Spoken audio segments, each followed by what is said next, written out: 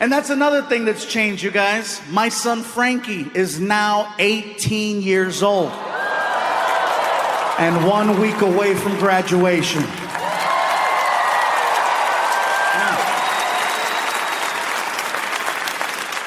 You guys are clapping, but he's not leaving. I've already asked him, I said, Frankie, what do you want to do with your life? Have you thought about college? Just now. I'm like, Frankie, you do realize that all you need to do is get accepted. I tell a lot of jokes. I will pay for your entire college education no matter where you want to go. As long as you get accepted. What do you think about that? I say, if you want to go to school in California, we'll make it happen. You want to go to school out of state, we'll make it happen. I said, hell, I'll even do one of those international programs. You know, the ones where you give them one of your children and then they give you one of their children? What is it called when you kid swap? Thank you. Sorry. That's right. Exchange. Some of you are like, that's called human trafficking. Different program. I would love to do an exchange program with my son, but don't give me a regular kid. If I'm going to do an exchange program, give me a kid from like a hardcore third world country so that he appreciates all the basic things most American children take for granted.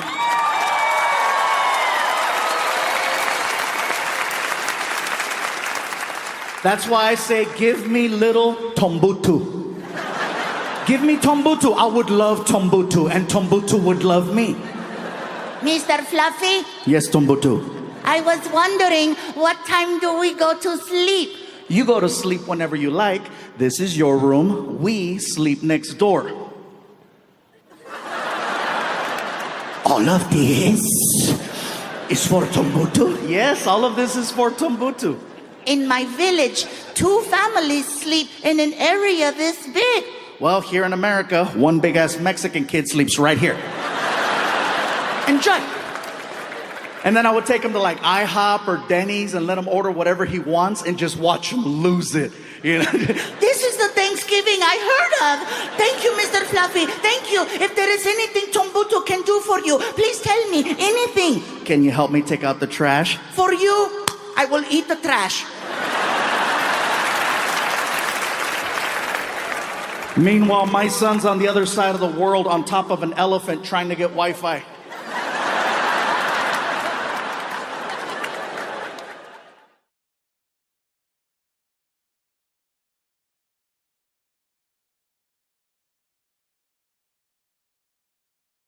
And while I'm doing this, I get the most random phone call I've ever gotten.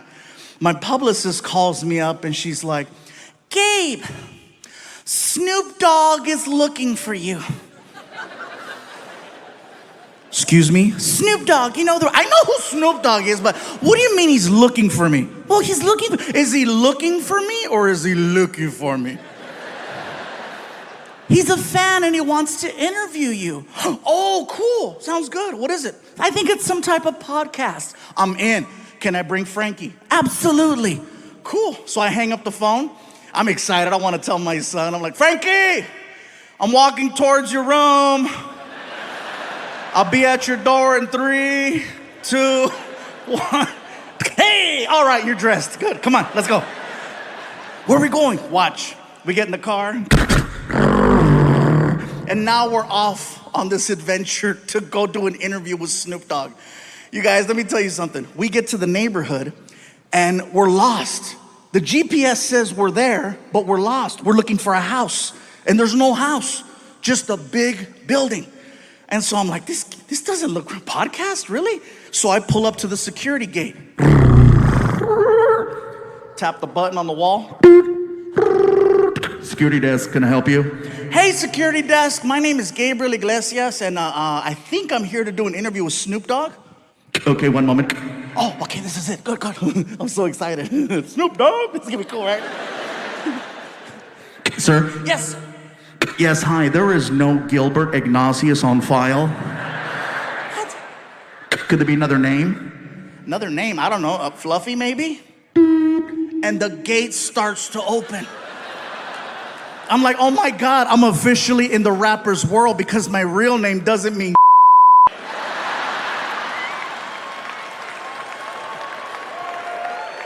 So we drive in, and we're passing all of these reserved parking spaces. Reserve. And we get to my space, which is basically an orange cone that has Fluffy handwritten on it. And a bunch of other names crossed off. So Frankie moves the cone, I park the car. We walk into the building. My publicist is waiting for me, right? And she's like, Gabe, you made it. Frankie, how are you? Listen, I just finished talking to Snoop. Wow. He is everything you think he is and just a little bit more. He is so sweet. I cannot believe he was charged with double murder. He told me to just walk you guys into the studio and he'll be right back. He said he had to go outside and get in the right headspace or something. Okay, cool. So she walks us into Snoop's studio. I'm thinking I'm there for a podcast. Come to find out, it's for a TV show. Snoop has a TV show where he interviews celebrities. Everyone in the room is waiting for Snoop to return. You can hear the small talk, you know.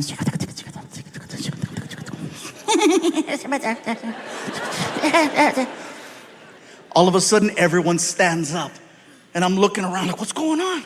And I look at the door to see if Snoop's walking in, and I don't see him. And I could see my son. I don't realize it, but Snoop is entering the room through a different door. I don't realize it till like the last second. I'm like, what do you... So I jump up, I push in my chair. I'm so nervous, I don't know how to address him. So I'm like...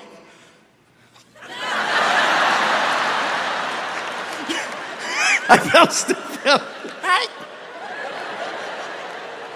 Snoop walks over to me, and he's so cool, you guys. He's so cool. He walks over to me, and he grabs my hand. He's really strong. He pulls me in, and he says, yo, what it do, baby boo? How you feel?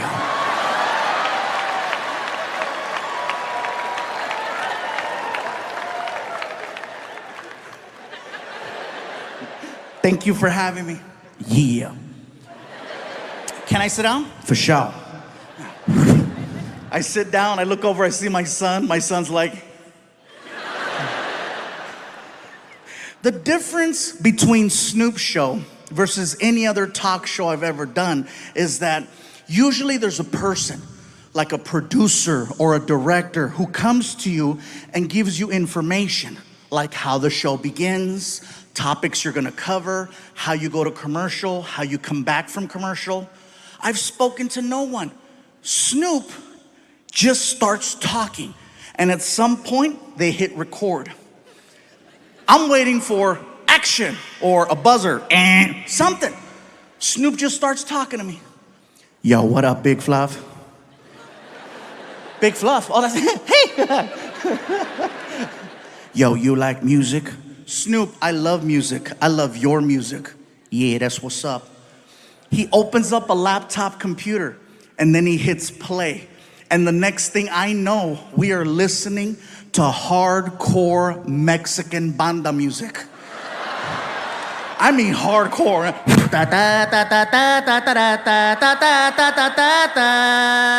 And you can hear gunshots in the song.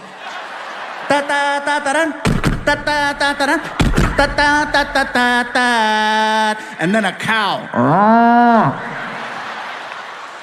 And the whole time Snoop is like, I love it when he go moo. What?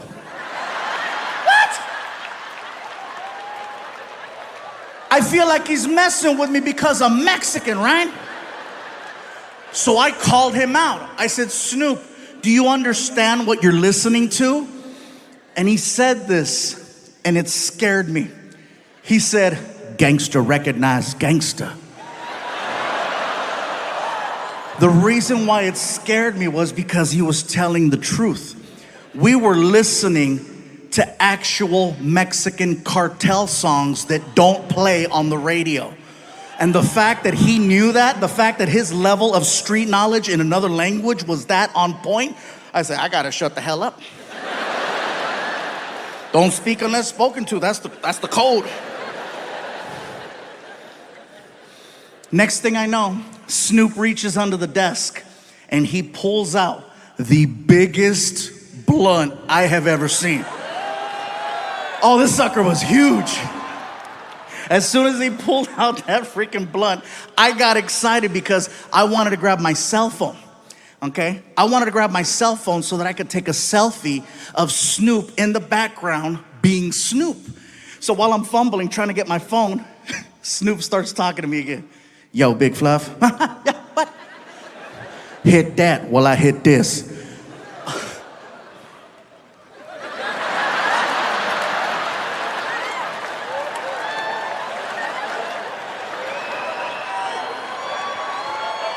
The second I went like that, all of the cameras in the room, red light, red light, red light, red light, red light. My publicist is like, no! My son is like, yeah!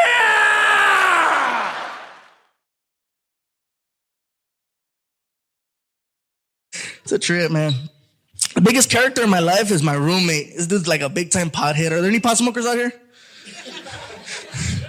Everybody that giggles probably is, huh? I swear to God, every morning I wake him up for work. Hey, Albert, wake up. What's up, Gabriel? Go back to bed, bro. All right, man.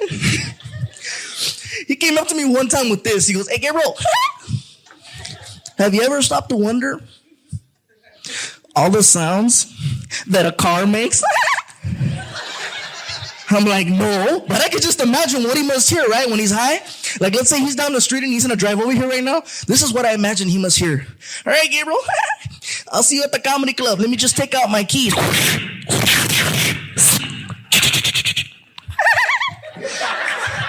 I'll walk over here to my car. You unlock the door.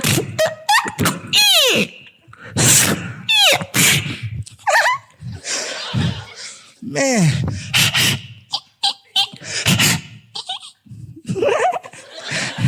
It's hot in here. I'm sorry for those of us in Austin who have money.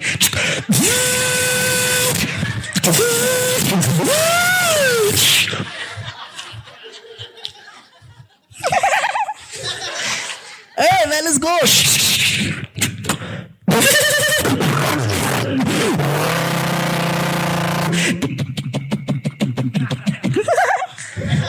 You know he's high because the power windows and the thing went down before the car was on. All right, man, let's go to the club.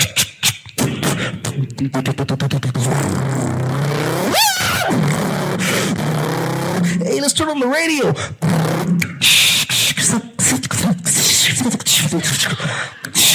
102.7. San Antonio. Como la flor, como la flor, tan bonita. Aquí Selena.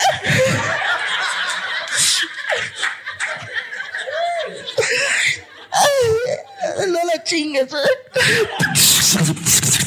Oh, in case there's any gang members there.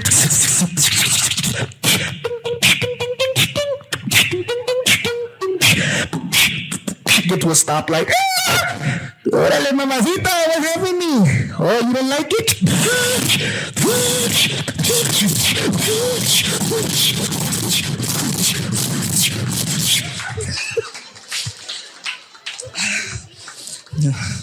It's hydraulics. In case you were wondering. Okay.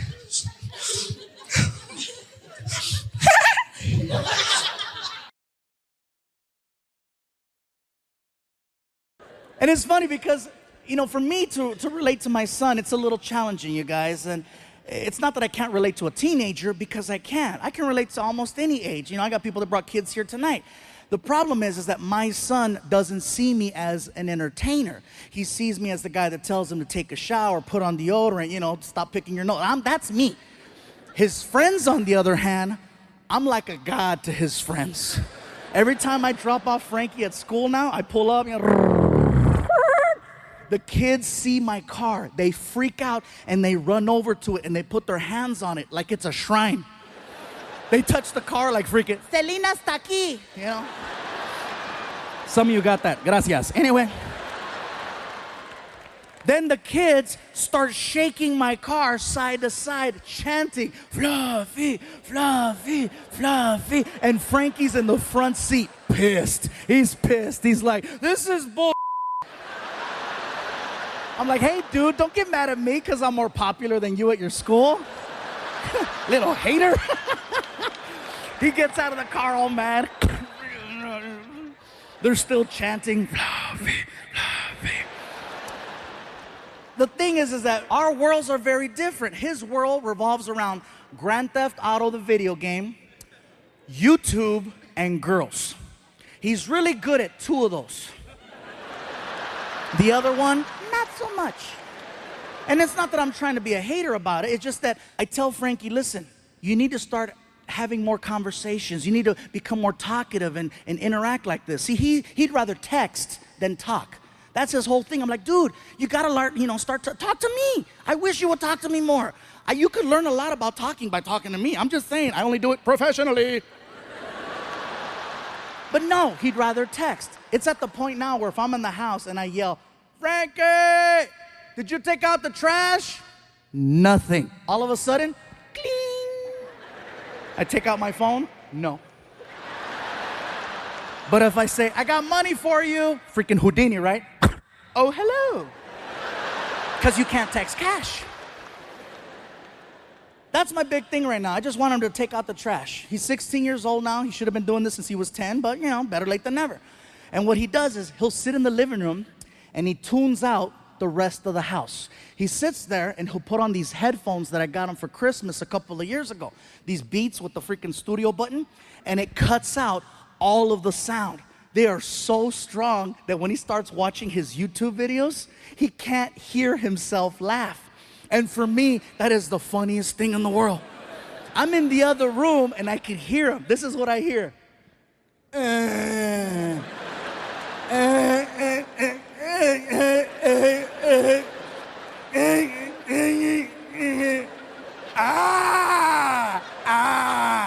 I'm in the other room like, who brought the Germans?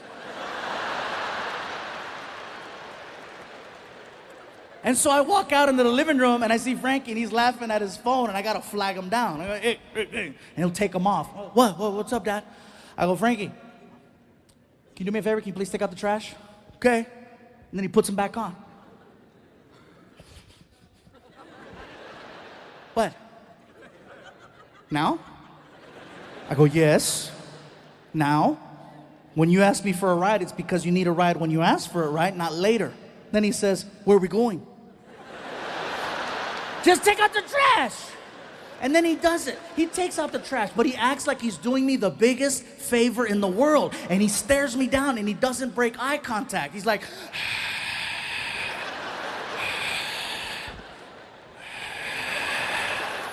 and then I'll hold the bag over the can and he makes a sound. I'm like, dude, so much drama. It's crazy. I'd like to have normal conversations with him, but usually I got to take it that far for us to interact. I look forward to conversations. Even if it's something small and minute, at least it gives me a chance to trigger another conversation with him. I look forward to a few things. I look forward to December, because in December, Frankie becomes very chatty. Otherwise, he's one-word kid. Parents, you know what I'm talking about. Kids, one-word kid.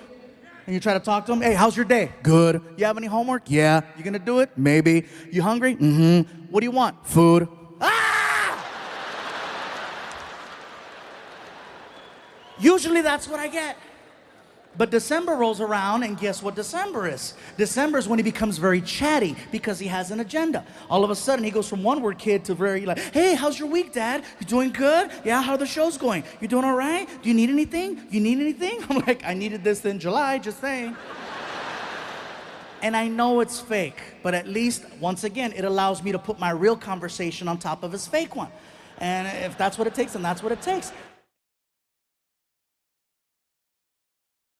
So moving forward, it's been over a year now, and the same question has been asked over and over again. So what now? Are you gonna, start over? You're gonna get back up on that horse? You're gonna get a girlfriend? You're gonna get a wife, start a new family? What are you gonna do? And I'm like, I got dogs. I'm good right now. I know what it's like to be single for a long time, and I know what it's like to be in a relationship for a long time. And there's pros and cons to both. I can only speak for the guys on this one. Some guys. Guys, you ever been single so long you start to question whether or not it's by choice? And then you find yourself saying things like, guess I'll be single forever, just nobody wants me. Nobody wants me. Nobody wants me. Some of you are laughing because you have that friend. A lot of you are quiet because that's you right now. And then you notice how sometimes all it takes are just a couple of minor changes, a couple of minor adjustments to get back in the game. Like maybe you start cutting your hair different. Maybe you start dressing better. Maybe you start, I don't know, showering and shit. Someone takes notice and decides to give you a chance, and now you're back in the game. And there's no greater feeling in the world than that of being in a brand new relationship, because you're just so happy. You're so happy. You're the most optimistic person in the world. Nothing can mess your day up when it's brand new. You can miss your bus on the way to work. There'll be another. You could get fired. Guess it wasn't meant to be. You are so freaking happy. And then you start to reflect on your life before the relationship. And you remember how you would look at your phone and it would never ring. You thought it was broken because it wouldn't ring. There's no text messages. You look at your DMs, nothing. But the minute you get into a brand new relationship, like magic, your phone, text message, ding, your social media, now you got numbers in there. People in the street are talking to you, and then you say this out loud. Where were all these people at when I was single? Answer, they were there the whole time. The difference is you were not this happy. I found out that happiness is one of the most attractive things in the world. Who doesn't want to be around someone who's positive? Well, unless you got COVID, never mind. Nice, pleasant. A joy to be around. Good energy. You know who really notices just how happy you are, guys, when it's a brand new relationship? Other women. Not your woman. Other women. They can't help but notice how happy you are. They stare at you and they point. Look at him. Look how happy he is. Oh, I bet I can change that. Guys, you are now blood in the water, and the sharks are out. And if you've never been hunted before, it is one of the scariest things in the world. Because usually you don't know you're being hunted until it's too late. You're over there minding your business, you're in your relationship, you're trying to make it work, and here they come.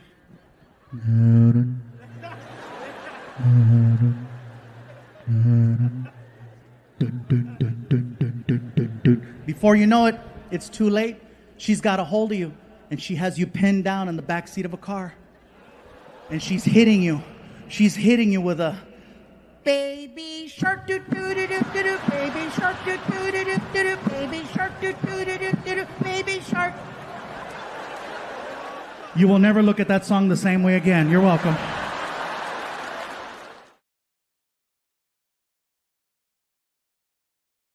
I know some of you just found out Martin is real. Because you finally get to see him, right? And if you're Mexican, yes, he looks like Machete or Marco Antonio Solis. If you're white, he looks like the Big Lebowski. Wow.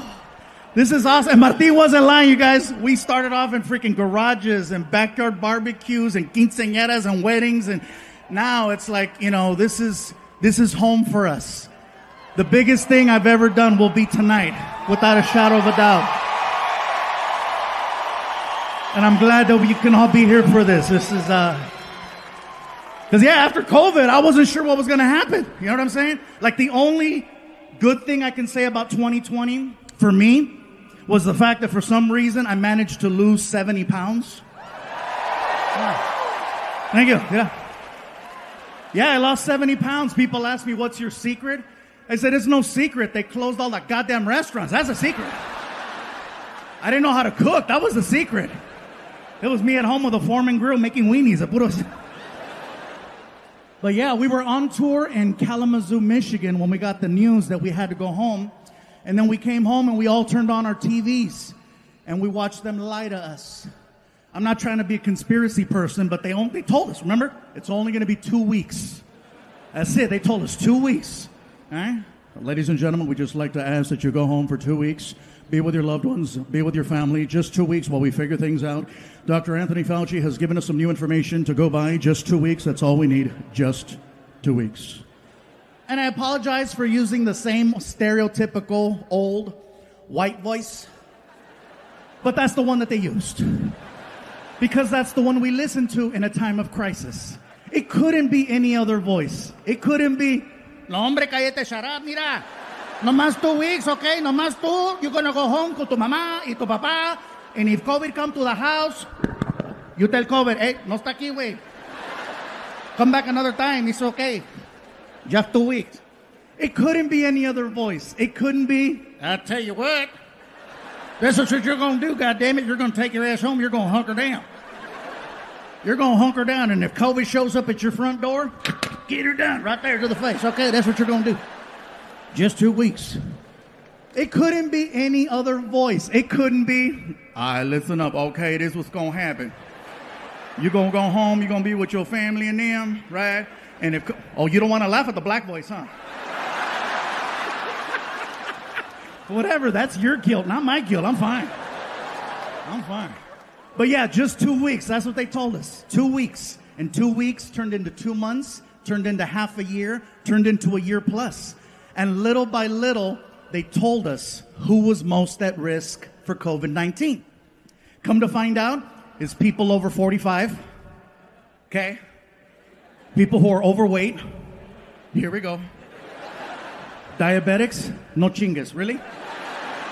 Most at risk, Latinos and African Americans. Bye, Felicia. I come to find out I was 85% of the underlying conditions. Over 45, overweight, diabetic, high cholesterol, high blood pressure. Apparently, COVID is my Tinder match.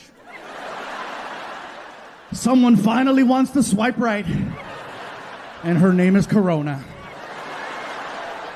Yeah. The mask thing is still a thing. Some are for it, some are not. Some places it's required, some places it's optional. Biggest complaint I have heard about the mask is that the mask smells funny. And I'm here to tell you, no, it doesn't. You do. You are smelling what everyone has been telling you all these years. And finally, you're smoking what we've been smoking. Oh, yeah. I'll be honest with you. My mask smells delicious. My mask smells like Oreos and Tres Leches cake, okay? If you smell my mask right now, you will Krispy Kreme yourself. It's so good. I feel like selling it on the OnlyFans website to see if I can make some money. Some of you know what's up. Sucio. Yeah, so. This next thing I'm going to say is in no way, shape, or form political. So please don't take it that way. The vaccine. Look at some of you. Oh, here we go. Here we go. I knew it. I knew it was coming. I knew it. Look at him. He's got booster written all over him. Look at him. I'm not here to tell you what to do with your bodies. I'm just here to share a story. I got vaccinated, okay, and I'm not saying it to get approval. I'm just telling you because, hey, look, I was 85% of the underlying conditions. At this point, I'm rolling the dice. Plus, I wanted to work. I got the vaccine, but it was one of those things where, in the beginning, when you wanted to get the vaccine, you couldn't just walk into a CVS. You had to make an appointment, and it was a drive out. You couldn't just show up. Because I tried. Oh, I tried using the face. I'm like, hey. Apparently this only works at Red Lobster. Oh, yeah, I could show up at Red Lobster at 8 o'clock on a Saturday. It's on. Do you have reservations? It's Fluffy, make biscuits! But for the vaccine, no, I made my appointment like everyone else. It was a drive-out location,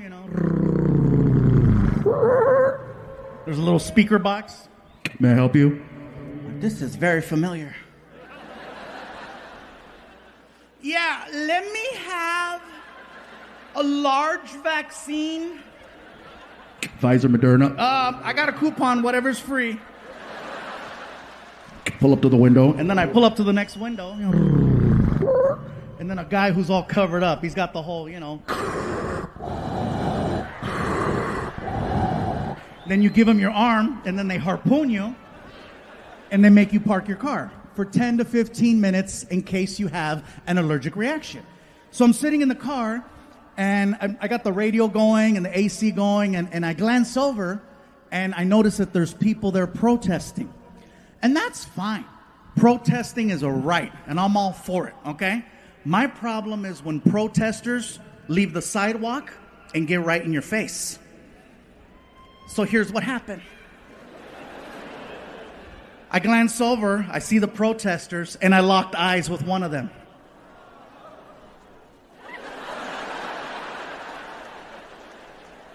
And I could do this all day. I'm in the car, right? Like, what?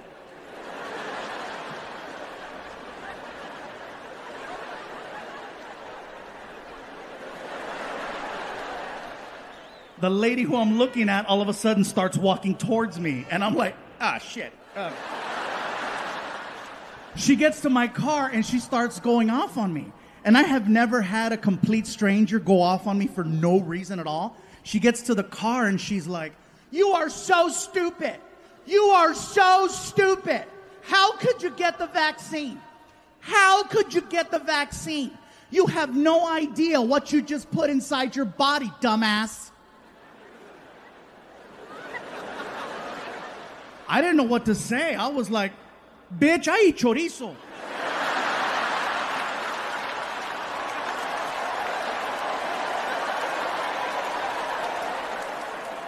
You have no idea what that vaccine has to work through in order to have any type of effect whatsoever.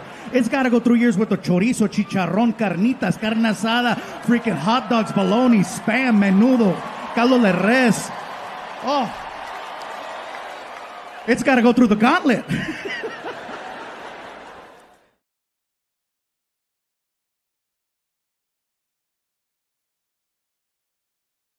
Good afternoon, good night, good morning, whatever time you're checking out this wonderful video here on your laptop or your home computer.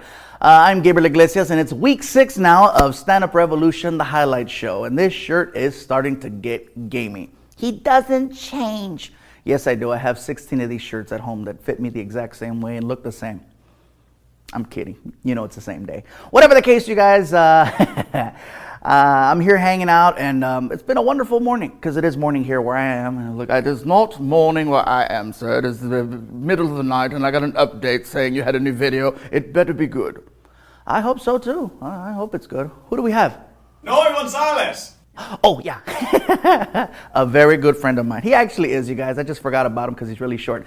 Ladies and gentlemen, please enjoy Mr. Noe Gonzalez. You gotta do young stuff, man. It doesn't matter how old you are. I still play video games, Call of Duty, Modern Warfare on PlayStation 3. Yeah.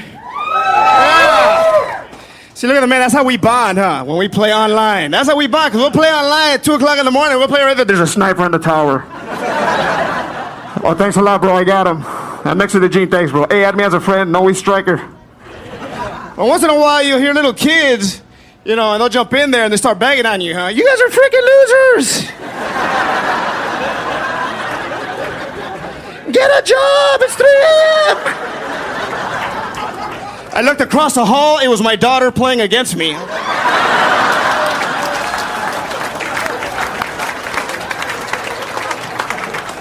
And my ex-girlfriend thought I was going crazy because I was playing all the time. She thought it was affecting my brain, She was like, "You're gonna kill me because that's all you do is play the game. You wake up and you play it, you're gonna shoot somebody?" I'm like, "What are you talking about? You watch the cooking channel all the time, you don't cook anything."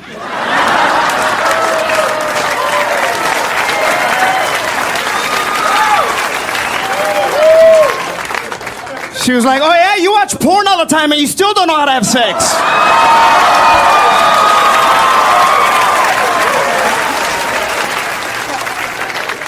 I'm sorry, babe. That's when you gotta be nice, huh? I'm sorry, babe, I'm sorry. I'm sorry! Could you make me a sandwich? I don't know how to cook, remember? I like watching the Exorcist movies too, because that's true. Like the devil could possess you.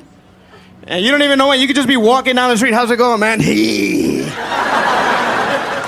Let's go to Vegas. Right? And it's always little girls that are getting possessed by the devil. What are you doing, ladies? And they're always flexible when they get possessed. Or what's up? What is... Like if you have a bad back, the devil will not possess you. If you have a bad back, the devil will possess you for a second. Ha ha! Oh, this bitch.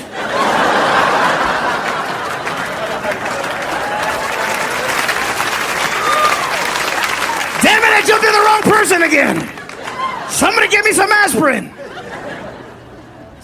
And only white people get possessed by a devil. Right? Mexicans, we don't get possessed by a devil because our mom would beat the crap out of the devil. Right? Our mom finds out, el diablo está en mi hija, pinche diablo. ¡Salte, maldito, hijo de la chingada, maricón! ¡Puto diablo, joto, maricón, chupando huevos! There you have him, you guys. Noe Gonzalez. What can I say? Follow him on Twitter. And if you don't want to follow him, then follow me on Twitter. I don't want to follow you either. Follow Ray William Johnson on Twitter. That's right. I'm evil like that. Yeah, there's his Twitter handle right there. That's right. He's crazy. He's having them put his Twitter handle. Yeah, hit him up. Tell him Fluffy said hi. And I'm going to catch up to his subscribers. You watch. I'm only a few million away. I'm coming after you, punk. Yeah, that's right. I'll see you guys later. Right here. Stand Up Revolution. The highlights. Are you the one ringing that damn bell? What the hell you want? I'm checking in. You know what time it is? It's tomorrow. Because, after 2019, I wasn't sure what was going to happen. Honestly, for me, I thought that 2019 was the best year I ever had in comedy. And the reason why I say this is because I was this close to hosting the Oscars. Yeah. Pretty sure I got a good chance next year.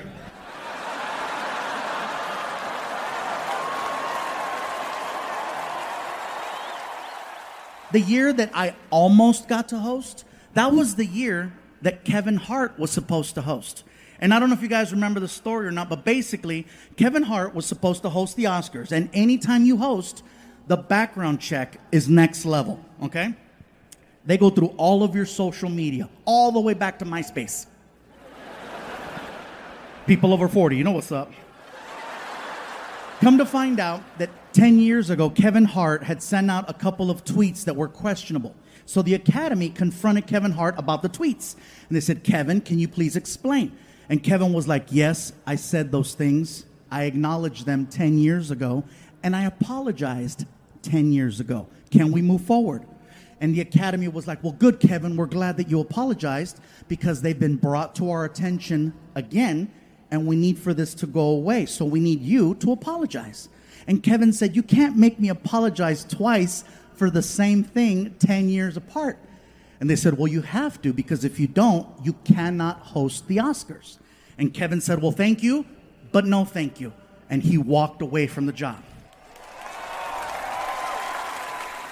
I would have done the same thing in his position.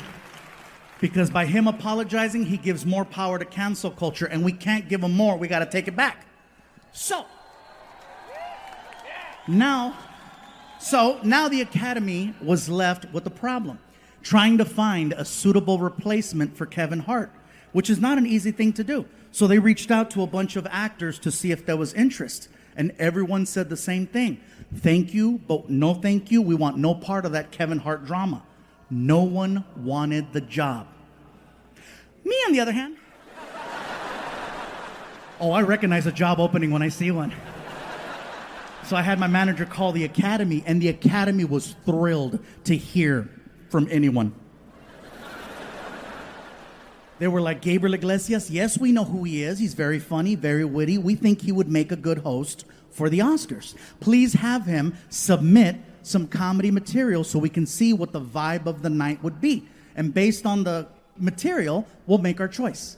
So that's what I did. I sat down one night, got a pen, piece of paper, wrote out a bunch of jokes, and I turned them into the Oscars. And I think that's why they said no.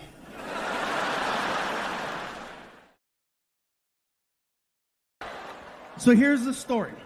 So I had done shows before, in Texas, and I had never done a show in San Antonio. So the original plan was we wanted to record a special in San Antonio for the new Netflix show, for the series. So we couldn't really travel too much. And remember, they kept telling us, stay in your bubble, stay in your COVID bubble. Don't forget to stay in your bubble. So in order to be as proactive and just careful, we all went out there together as a team, okay? And then we all basically said, we're gonna do a residency in San Antonio for 30 days.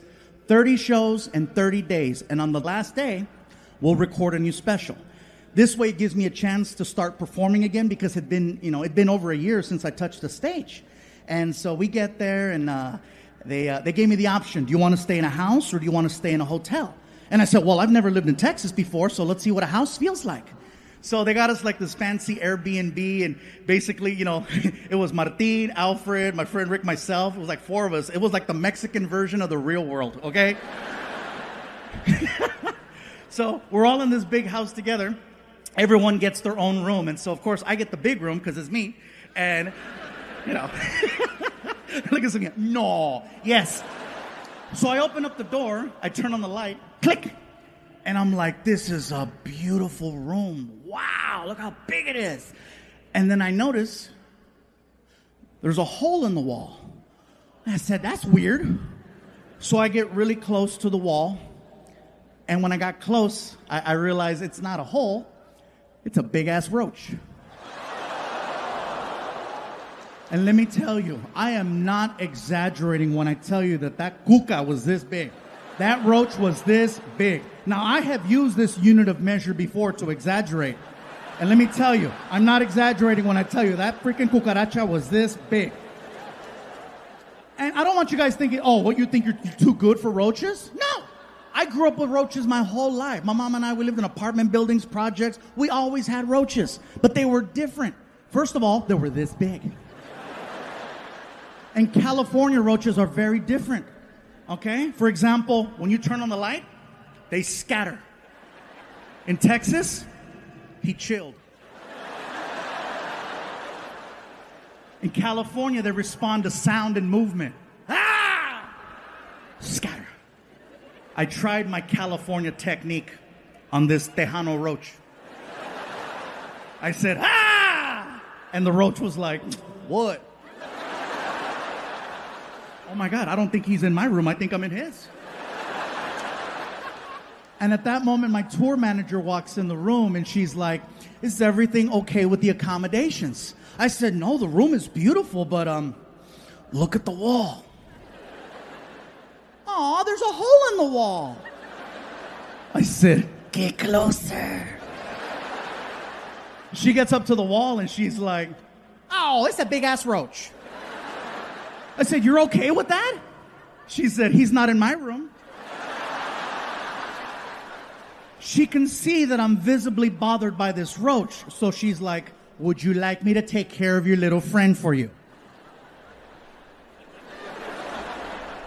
And it is a little emasculating because I'm a big guy and she's like 5'2". So she's like, move, fool. She takes off her shoes, she grabs it, she gets up on a chair, and she brings it back, and she's like, soy la 69.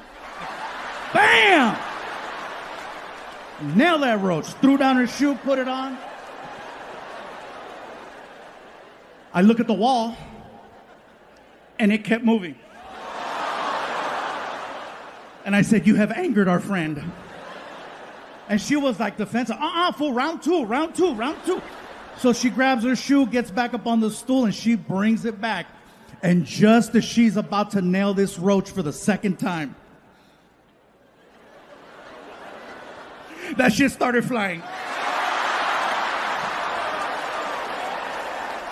It was a Harry Potter roach.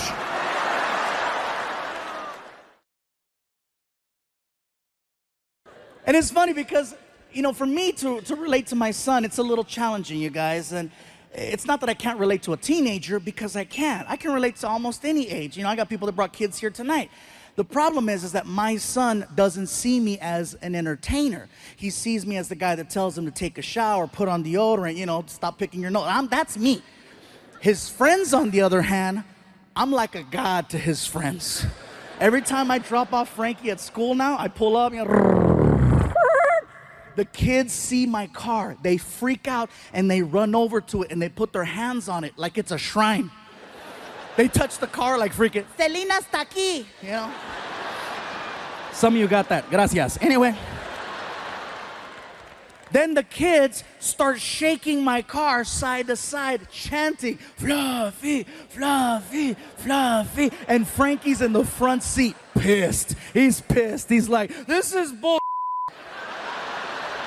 I'm like, hey, dude, don't get mad at me because I'm more popular than you at your school. Little hater. He gets out of the car all mad. They're still chanting, Fluffy, Fluffy.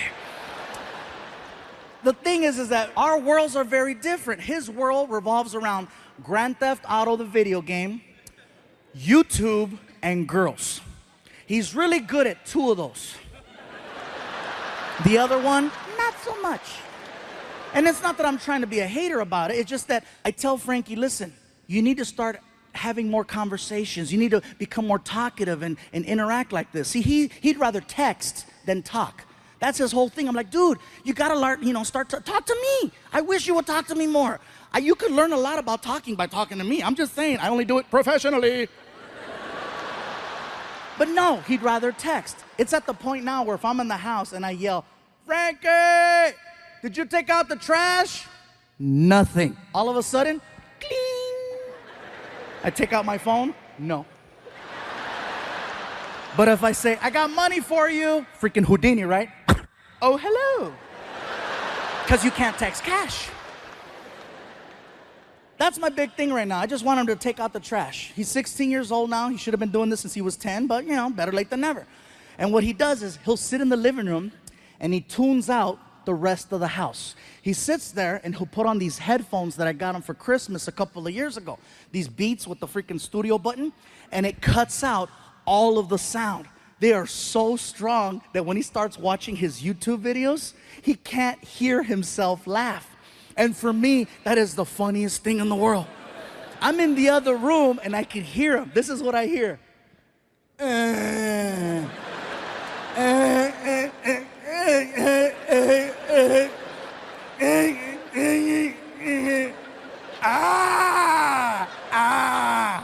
I'm in the other room like, who brought the Germans? And so I walk out into the living room and I see Frankie and he's laughing at his phone and I gotta flag him down. I go, hey. And he'll take him off. What's up, Dad? I go, Frankie, can you do me a favor? Can you please take out the trash? Okay. And then he puts them back on. What? Now? I go, yes. Now? When you ask me for a ride, it's because you need a ride when you ask for it, right? Not later. Then he says, where are we going? Just take out the trash. And then he does it. He takes out the trash, but he acts like he's doing me the biggest favor in the world. And he stares me down and he doesn't break eye contact. He's like,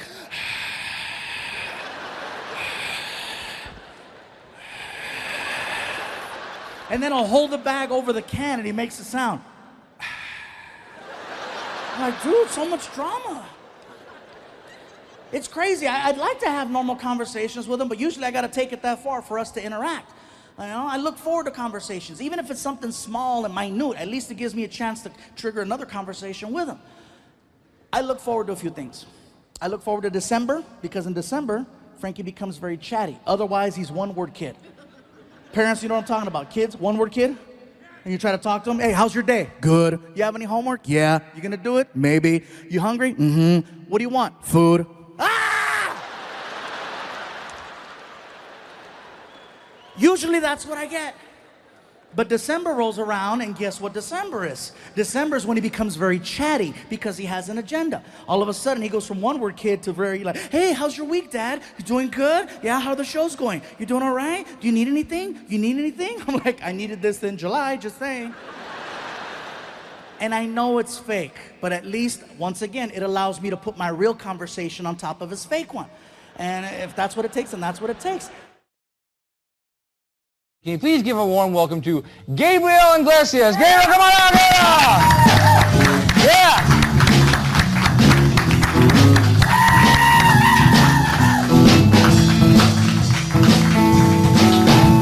Yeah,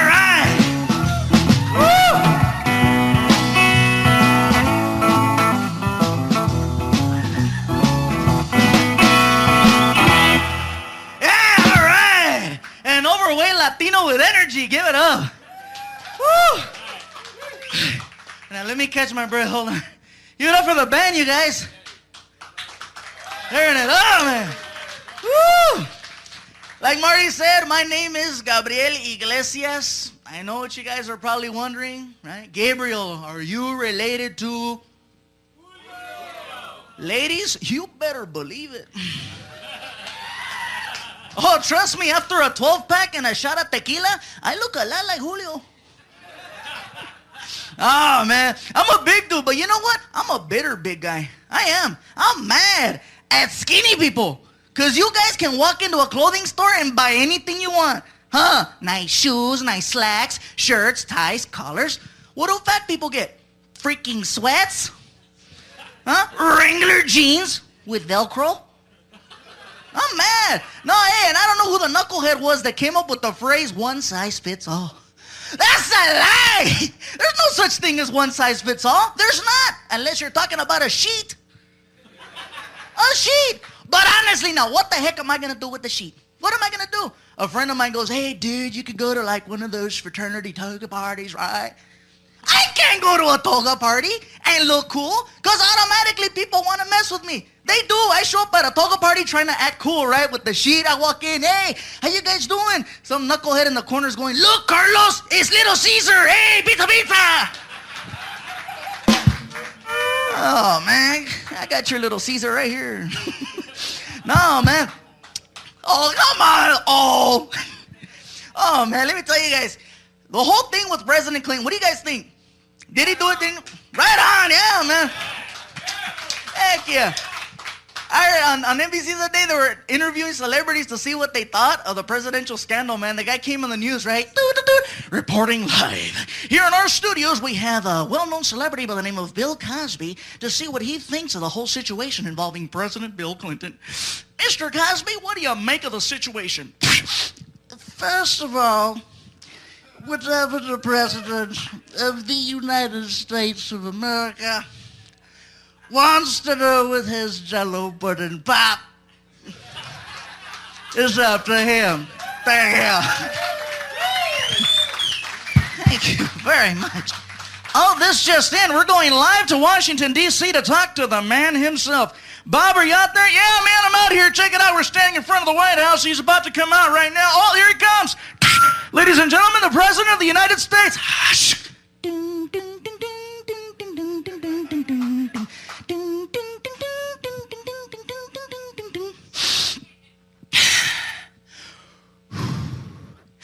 Well, basically, this whole situation's ridiculous.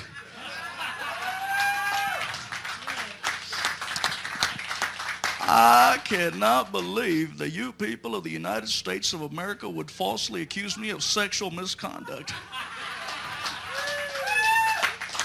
And even if I did it, which I didn't, but if I did, could you blame me? I mean, honestly, do you think it's easy to run a country with a for a wife and an ugly daughter? Don't give me that Don't give me that Chelsea Clinton. Come on, the freaking chupacabra wouldn't touch that. No, man. Oh, it's cool, you guys. I was trying to get directions on how to get over here, man. I almost got killed by this one dude at the liquor store. I walked in trying to get directions, right? I walked in, right? Cruised on in. I walked over to the counter. I asked the guy behind the counter, excuse me, sir, hey, you know how to get to Marty's Corner? Dude was like, oh, my friend, I'm so sorry, but I do not know how to get there. Oh, you got a map or something? Look, Madabada, I am not a directory. I am not a directory. My dot does not say you are here. Get out of my face. It's crazy, man. All right, guys, and before I get out of here, a quick service announcement. Don't eat at Taco Bell after 2 o'clock in the morning. And I'm going to tell you why. Because you'll start having freaky dreams. The other day, I was hanging out at Taco Bell. I had one too many burritos. Went home, started having freaky dreams that I was hanging out at Taco Bell. You're not going to believe who walked in. Michael Jackson. I swear to God, dude walked in, put in his order. It looked like a video. Not lying. Homeboy walked in.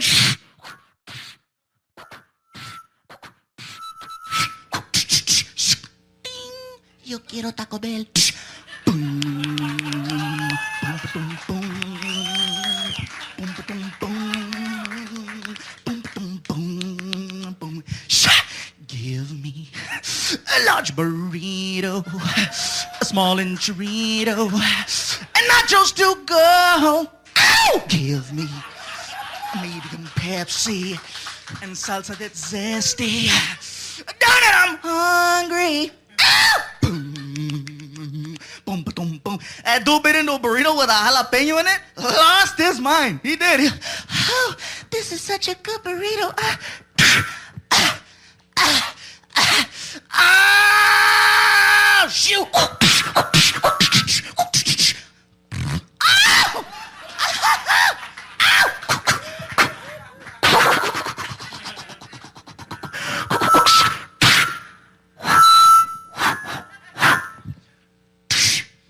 Who's bad? Hey guys, I'm Gabriel Iglesias. I will tell you, though, that I did not handle the breakup well. She was, in fact, the first breakup, like real. She was my first true love. I'll just say it. She was my first true love. And I did not handle it well. You're supposed to have your heart broken when you're like 12. When you have your first crush. That's when you're supposed to have your first heartache, not in your 40s. It's supposed to be when you're young, when you're little, when you're resilient, you know? You're like, you realize it's not going to work out, so you're devastated. No! And yeah. Not when you're in your 40s. So without divulging too much information, let me just tell you that when everything was finalized, I was at the gas station and I got a text message basically saying, everything's been signed, it's official, it's turned in. And I'm like, oh, wow, okay. I get in the car, I start the car, and then I put it in drive. And that's when it hit. That's when it became real. That's when it was like, oh my God, I can no longer go home. That's no longer an option. I have messed things up. I can no longer go back to what I called home. I have to restart my life right then and there at the gas station. And I had a full-blown meltdown. And some of you know that my tour came to an end a while back, and people were wondering, is it drugs, is it alcohol, is it mental health? I was going through my first breakup. How was I supposed to be an effective comedian when I couldn't stop crying? You know what I mean? It was like, it was bad. And you guys have heard the shows before. You know I never bring this up. It was the lowest point of my life. I had never felt so sad, weak, vulnerable, depressed, lonely, everything all rolled into one. And it was at the lowest point of my life that I found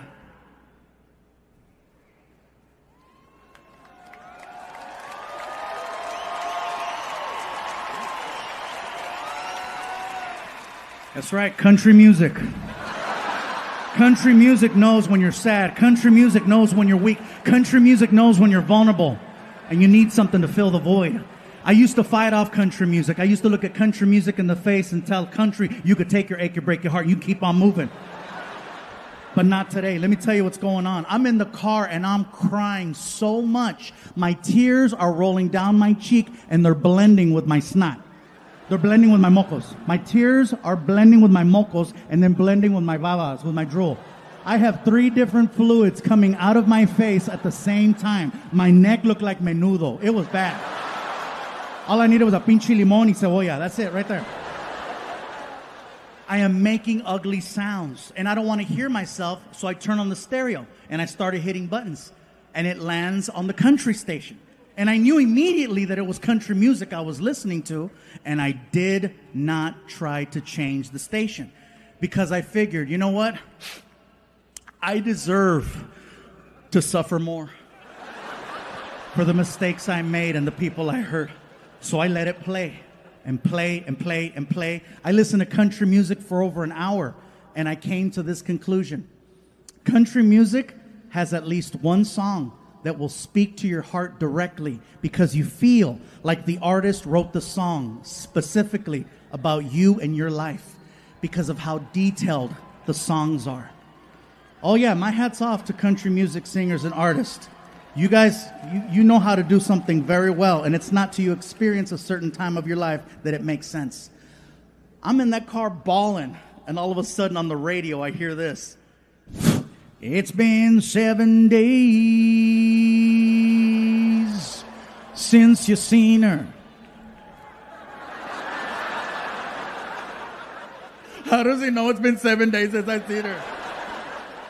You just can't get her off your mind. 'Cause every little thing that you do or say is another reason you pushed her away. And now you're sitting in your car, all alone. What does he do? Make it stop! And it doesn't stop. It keeps kicking you on the ground, reminding you what a piece of crap you are. You should have gone home and locked the door, but you was outside being a whore. And now you're sitting in your car, all alone.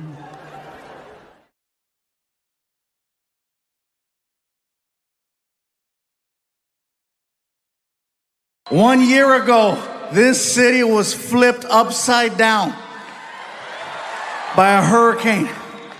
Un cabrón named Harvey.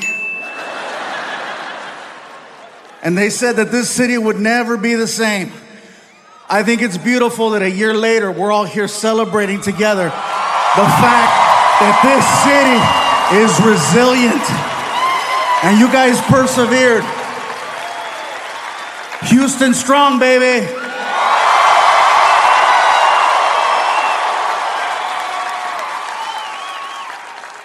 Yeah, that's serious. In all sincerity, guys, I'm not trying to kiss your ass. I already got your money.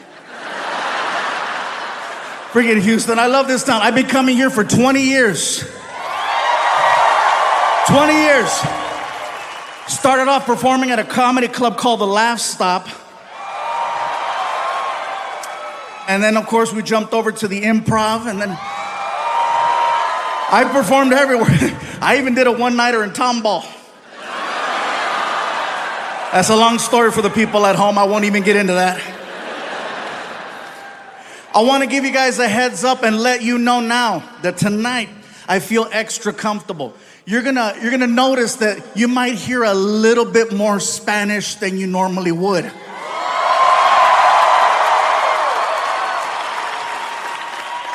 And you can't do that just anywhere, but you can do that in Houston. Now, to everyone watching at home who's freaking out, like, oh my God, I didn't sign up for this. If I say something in Spanish, my promise is to translate immediately so that everyone enjoys the show, okay? Because I know the second I said Spanish, people are freaking out, you know? All the people that drove in from the Woodlands are like, hey.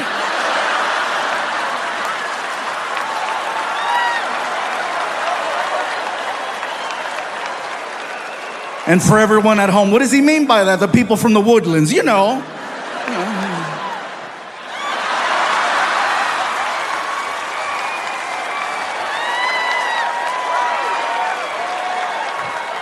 I know he is not referring to us. The nerve of him. He needs to go back where he came from, over by the airline road.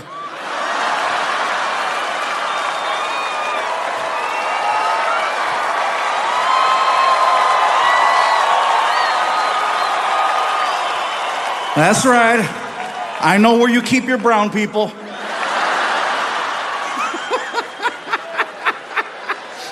This is awesome. This always pisses off Netflix. They're like, Gabriel, we really wish you would just do a show that's general, that everybody understands. Why do you have to make your show so personal? Only people in that city are gonna get it. Well, when you have an arena full of people, you want them to get it. You want that extra personal, special touch. I don't care what they say, I already got the check. So let me give you a heads up as to what has happened since the last time I did a special. My son Frankie is now 19 years old. 19 years old, high school graduate. He has all his shots, ladies. People tell me all the time, you know, why do you talk about your son so much? Because he won't leave. Does he like it when you talk about him? I said, no, he hates it. Well, why do you do it? Because he won't leave. I'll tell you what he likes to do right now. He likes to sit around the house and watch videos of other kids playing video games. See, some of you are clapping. I didn't know that was an actual thing. I asked him, what are you doing? I'm watching other kids playing video games. I said, that's really? Why? Well, they're professionals. I'm like, why would you watch something that you could be doing? Because they're professionals. That's dumb. Really, Dad? Every Sunday, I see you watching football. How come you don't play? I didn't even argue. I just cut off the internet. My son's problem right now is that he has, according to him, too many options. Okay, that's his problem. I'm like, poor guy. I have so many options, Dad. I don't know what to do. Write them down. Put them on a wheel. Freaking. Today, plumber. Something. The problem is we go places, people find out he is my son, and then they offer him opportunities. He doesn't understand that that's not how the real world works. I know about struggling and clawing and fighting for the opportunity to do something. He doesn't get it yet. And that's my fault. For example, I take him and his mom out to dinner, okay? I took them both to Red Lobster. Now, Houston, me personally, I love Red Lobster, okay? And not even for the seafood. I'm talking about the biscuits. Oh, yeah.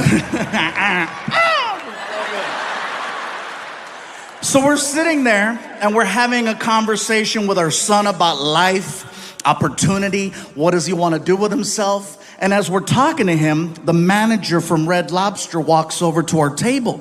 And he's being really cool, right? He's like, hey. And I'm like, hey.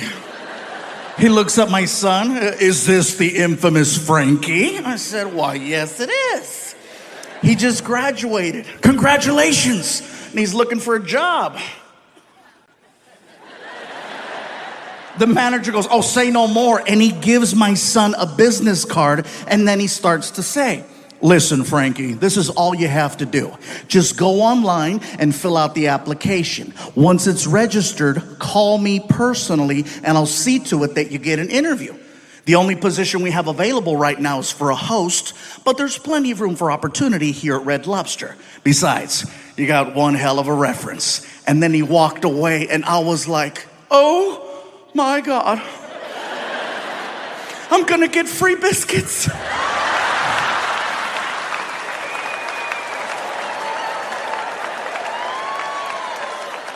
My son looks at me and says, I don't want to work at Red Lobster. I said, Frankie, no one is making you work anywhere. This is just another opportunity that you're wasting. Okay, no Red Lobster. What's your plan? Oh, I don't know. I got frustrated, so I raised my voice. Well, you better start thinking. His mom didn't like that. Don't talk to him like that. I said, look, biscuit blocker.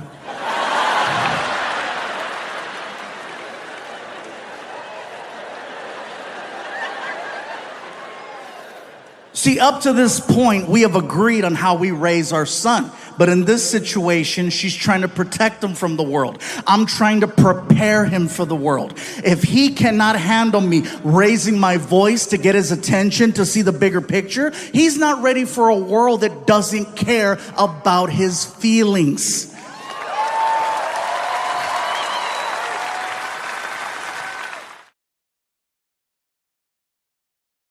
On top of that, we're trying to figure out this whole thing with Netflix and doing a new special. And during the pandemic, 2020 especially, it was not even a possibility of assembling a few people, much less a stadium. So Netflix made it clear, we need a new special sooner than later, okay? This was right before they didn't have Squid Games yet. You remember?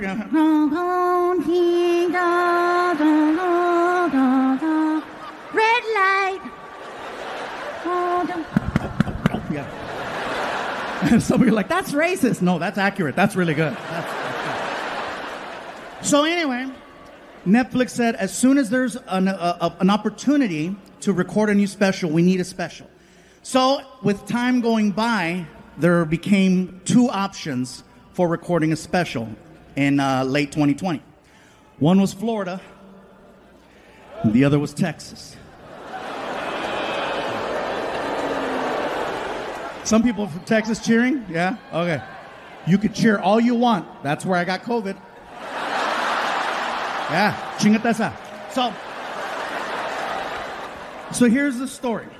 So I had done shows before, in Texas, and I had never done a show in San Antonio. So the original plan was we wanted to record a special in San Antonio for the new Netflix show, for the series. So we couldn't really travel too much. And remember, they kept telling us, stay in your bubble, stay in your COVID bubble. Don't forget to stay in your bubble. So in order to be as proactive and just careful, we all went out there together as a team, okay? And then we all basically said, we're going to do a residency in San Antonio for 30 days. 30 shows in 30 days. And on the last day, we'll record a new special. This way it gives me a chance to start performing again because it'd been over a year since I touched the stage. And so we get there and they gave me the option. Do you want to stay in a house or do you want to stay in a hotel? And I said, well, I've never lived in Texas before, so let's see what a house feels like. So they got us like this fancy Airbnb, and basically, it was Martin, Alfred, my friend Rick, myself. It was like four of us. It was like the Mexican version of the real world, okay? So we're all in this big house together. Everyone gets their own room. And so, of course, I get the big room because it's me. And, look at something. No. Yes. So I open up the door. I turn on the light. Click. And I'm like, this is a beautiful room. Wow, look how big it is. And then I notice there's a hole in the wall. And I said, that's weird. So I get really close to the wall. And when I got close, I realized it's not a hole. It's a big-ass roach. And let me tell you, I am not exaggerating when I tell you that cuca was this big. That roach was this big. Now, I have used this unit of measure before to exaggerate. And let me tell you, I'm not exaggerating when I tell you that freaking cucaracha was this big. And I don't want you guys thinking, what, you think you're too good for roaches? No. I grew up with roaches my whole life. My mom and I, we lived in apartment buildings, projects. We always had roaches, but they were different. First of all, they were this big. And California roaches are very different. Okay? For example, when you turn on the light, they scatter. In Texas, he chilled. In California, they respond to sound and movement. Ah! Scatter. I tried my California technique on this Tejano roach. I said, ah! And the roach was like, what? Oh my God, I don't think he's in my room. I think I'm in his.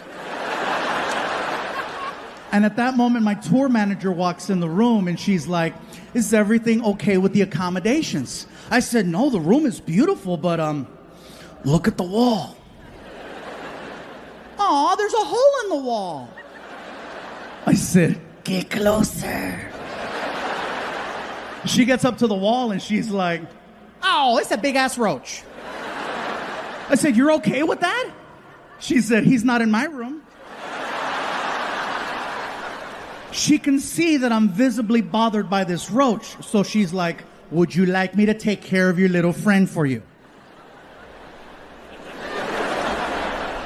And it is a little emasculating because I'm a big guy and she's like 5'2".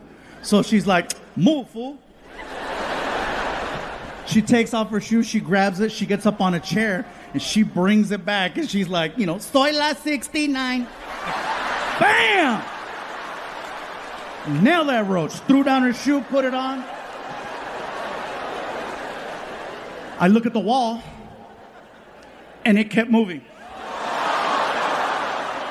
And I said, you have angered our friend. And she was like defensive.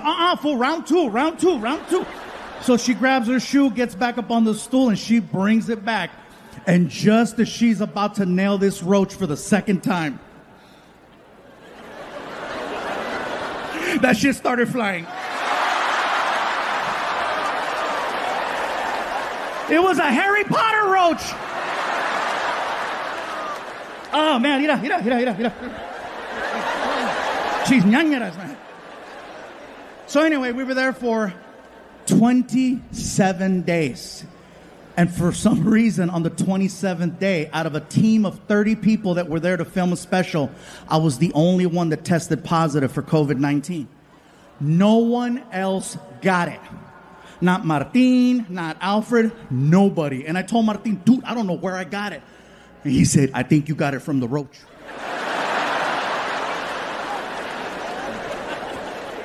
Anyway, on top of dealing with COVID, and by the way, a sincere apology to the city of San Antonio because I was supposed to tape a special with you guys, and clearly for obvious reasons we couldn't do it. But I hope you understand why I had to do this tonight.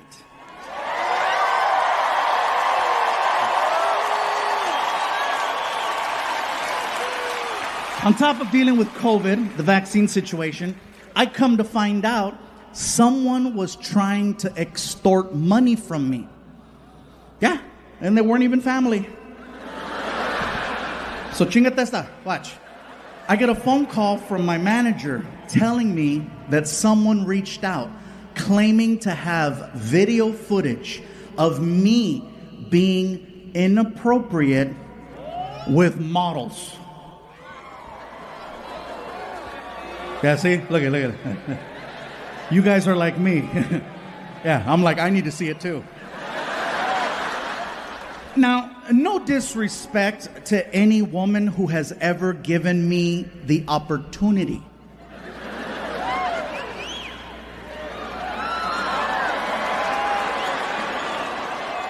But none of them were models. Maybe a couple of cochinas from West Covina, maybe. But they were not models. They were not models. They were just good citizens. Thank you. So anyway, they said I had until 9 a.m. to make a deposit of $50,000 into an account, or they were going to release the footage to TMZ and my career was going to be over. When I got the message, it was already 6 p.m. So I had missed the deadline by like half a day. So I was like, well, let me turn on the TV, still, see if I still got a job. And clearly this is the first time you guys are hearing about this because there was no footage. They were just trying to scare me into giving them money. The only reason why I'm telling you the story is because only 50,000? Like seriously, that's what my career's worth? Don't get me wrong. I know when I said 50,000, some of you were like, oh, and it is a lot of money. But if you're gonna go after a celebrity, $50,000 is really low. Like, to put into perspective, they did the same thing to Kevin Hart.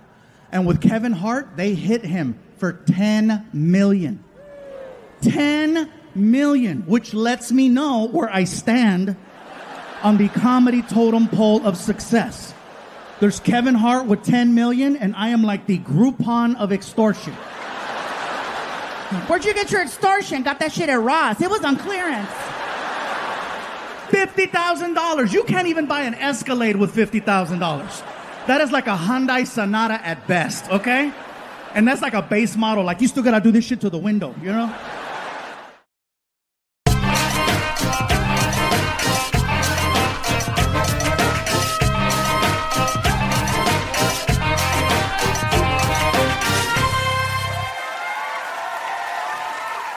Food trucks are my favorite, especially for Mexican food. You know, I love a good taco truck. But here's the only thing. If you're gonna go to a taco truck, make sure you do a little research, look and see who's running it, all right? For me to know that I'm gonna have a good experience, I wanna make sure that it's an all-female crew running that taco truck. Not to sound sexist, let me just explain. They make me feel special. When I walk up at 1 o'clock in the morning and I have a little buzz going, they make me feel good about myself. I walk up, hello? They come to the window. Hola, mi gordito, how are you? ¿Cómo estás? Ese gordito chulito. How are you, mijo? Mira, a ver, ojitos, ojitos, ojitos. What would you like, mijo? What would you like? What would you like? Feel like a kid. Can I have a taco? Lo que tú quieres, ese gordito chulito. See, when it's an all-male crew, it's very different. It's late. Customer service is not their strongest point. They're tired, they're bitter, they want to go home, and then I show up. Hello? And they come to the window. ¿Qué chingados quieres, pinche gordo? What you want? What you want? Hey, what's up, bro? Can I have a taco? Okay, what else? That's it. Ah. That's not even a word. But you know exactly what he just told you. Mexican people and only Mexican people have this sound that we make that can just discredit anything you put in front of us. It's very simple. Anything with that sound. I just graduated from college, top of my class. Ah. Fine, I'll work at Burger King. Papi, this is my fiance. He loves me. Ah. Fine, I'll be a whore. Just saying, so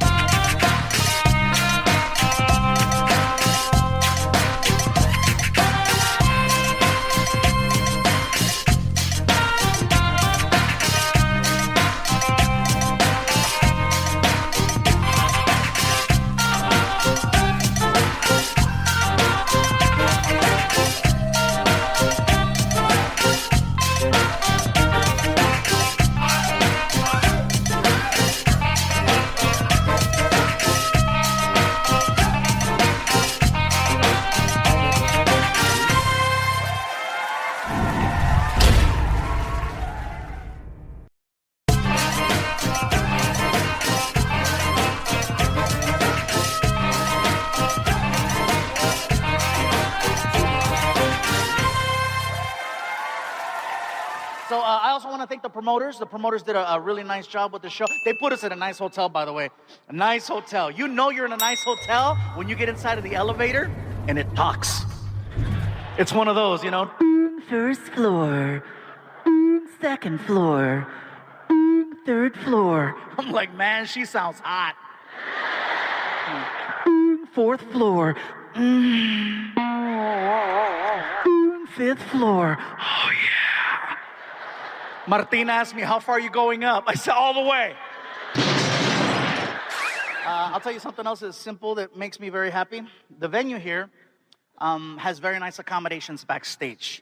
The dressing rooms, I like the fact that, you know, they still have light switches in there, which is pretty cool. And the reason I make this a big deal is because we're doing a lot of these shows at our big venues, and a lot of them are starting to go green. And so they're putting sensors in all the dressing rooms, and sensors are good when they work. When they work, I love sensors. As soon as you get to the door, it feels you, and then the whole room just... I hate the sensors that are all old and messed up, and then, you know, you got to walk into a dark-ass room and establish your presence. And I just...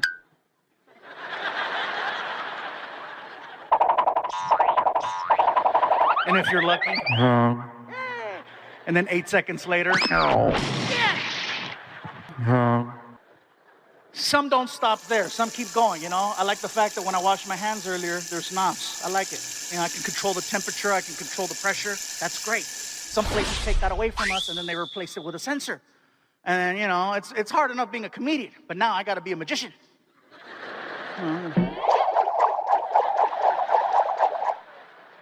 Nothing. Then you walk away. Shh. I feel like there's someone behind the mirror messing with me, like, watch this. Some places stop there, some places keep going. When I wash my hands, I like a lot of soap. I like a good soap dispenser, the pump, you know. Some take that away and they replace it with that little spout that goes next to the faucet. So then you have to stick your hand under it, and then you get that little... You know you need more, so you pull it out and then you go back in, but the sensor's like, no, it's still you. Now you gotta trick it, you know. Once you do get enough soap on your hands, now you gotta rinse it off, but you can't because the timer for the water's timed out. So now you have to back up, And then you have to reintroduce yourself to the sink. And then it's a race to get the soap off your hands. Now you got to dry it. Some places still give you paper towels. Some take the paper towels away and they put them in a box with another sensor. So there you are. 3 inches of paper. 3 inches of paper. You can't do anything with 3 inches. Ask any woman, they'll tell you. So there you are. I need control. I need power. I need the crank. You know.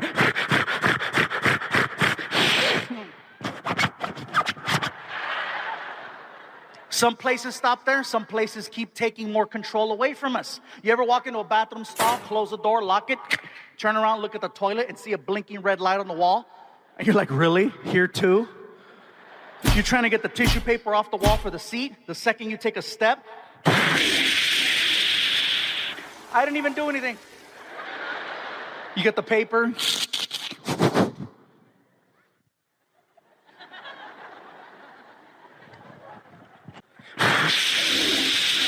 Hey!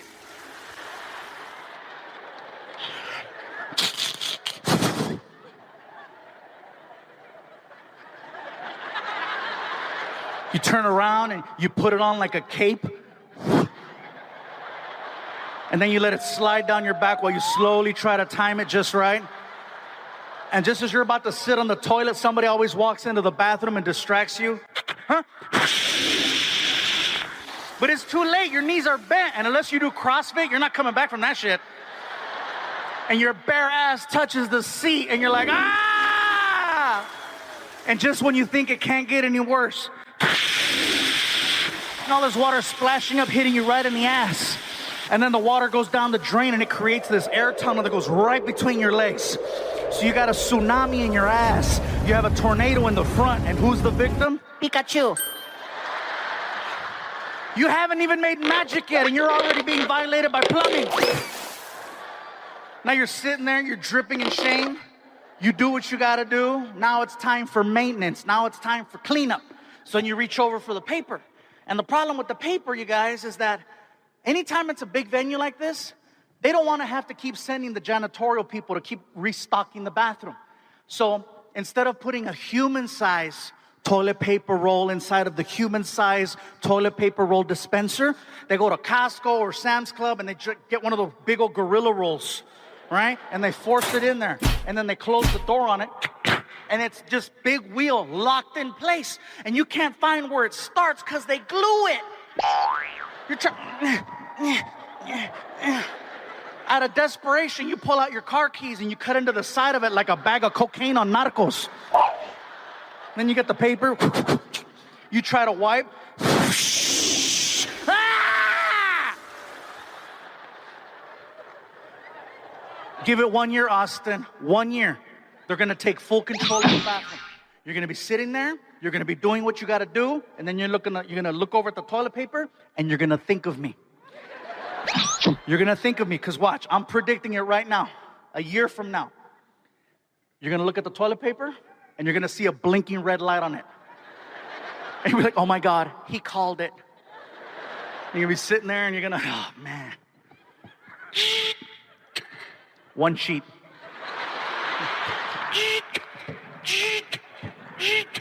You're going to get frustrated and just sit on it. Just...